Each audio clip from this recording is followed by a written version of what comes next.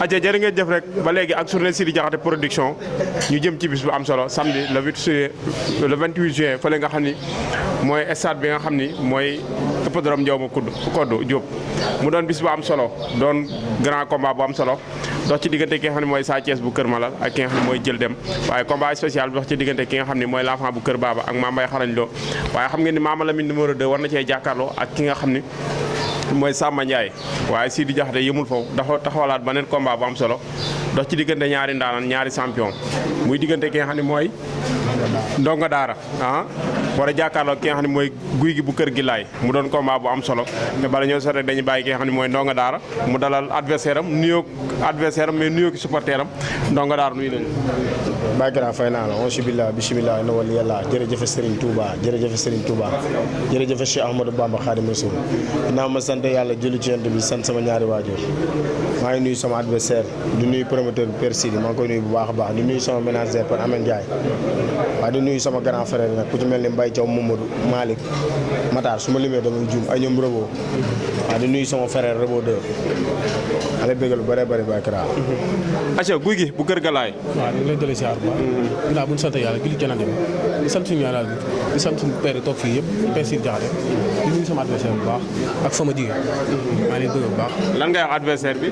adversaire Ndonga Daara. daa xamul rek moo tax mu jël avance bi. daa xamul moo tax mu jël avance bi. billaay. journée bi passé combat bi métti la bu neex diggante combat Sa Thiès ak kii ak Soxor Kale. ak Soxor Kale tey nga war a bëriwaat diggante Sa Thiès ak Jël Dem. waaw loolu ferte la. ferte bu neex la.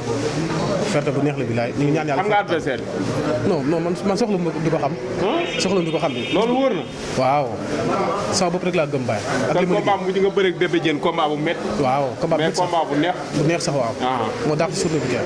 mën nañu koo xaar sa diggante ak kii bi. bii di ñëw mooy raw incha allah. aca Ndonga Daara dégg nga sa adversaire bi wax. waa kii daa baax di wax rek.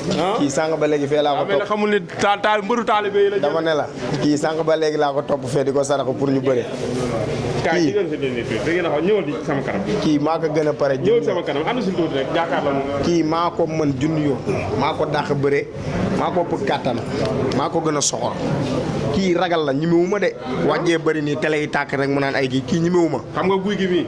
waaye dama ne la. boo yeboo sax mu ne Dakar gi Guy gi mii li ma ko fekk muy contact fële écrit ba. boo yeboo sax mu ne xëy gi boo yeboo sax mu ne xëy gi mais kii dama maanaam xam nga la mooy problème xam nga la mooy problème bi yow ñimewoo ma. yow yaa ñimul yow am fit yow. barke alxuraan kenn ma ñimewoo. barke Serigne Sall dinaa la teg lu métti yow dinaa la duma dinaa la daal. waxuma dinaa la teg lu métti dama ne la yow ñimewoo ma yow. maa la mën fuuf booy. kii combat mujj dëkk ak juróom-ñaar nga may topp man. combat mujj bari lay dugal juróom-ñaar fukki dëkk juróom-ñaar kenn du ñëw. da ngay sóob rek booy. naa la teg lu dama lay jàpp dama lay daan. kenn du ñëw. billaay wala boo taxee combat bi ma 2 minutes ma ki dëkk nga lim. boo taxee du mat 1 minute ma duma la daan la yow. Tundu Bawal li déparé Kër Madaro ba Touba maay borom. billaay da ngay xaar da ngay sóob rek kon Bawal pur sang la. man kenteen pur sang la. maa la mën junni yoon du ma la jàppee nga xam ne doo mbëri yow. yow doo dara yow. yow combat bi ngay bëri combat bu ma dama laa liir xam la moo tax ma jël la. ragal nga moo tax ñi ma woo. yow yaa mu fit yow. boo ñëwee boo bëggee léegi ñu promoteur bi signé ko ñu samp jaaga maag yow du teg tànk amul teg. billaahi wallaahi pare naa léegi ko def ma dóor nga daan léegi. sama ménagère ngi ne toog reliquat bi nañ ko teg samp jaaga amul arrière.